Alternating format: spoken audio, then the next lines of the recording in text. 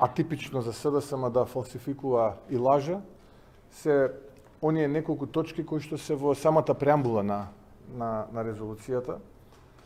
Да речеме, се обидува да се негира еден историски факт и да се каже дека македонскиот јазик бил официјален јазик во Обединетите нации од 2019 година.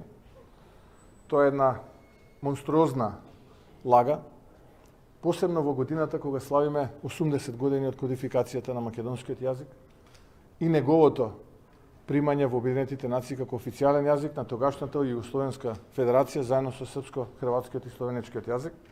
Бидејќи денеска целта ни е културата, јас би сакал овој монструозен фалсификат кој што е дел од оваа резолуција, категорички македонската јавност да го отфрли, да го осуди. Истовремено има неколку други фалсификати, а тоа е дека во 2005 година Северна Македонија не доби датум за почнување на преговори, туку доби Република Македонија.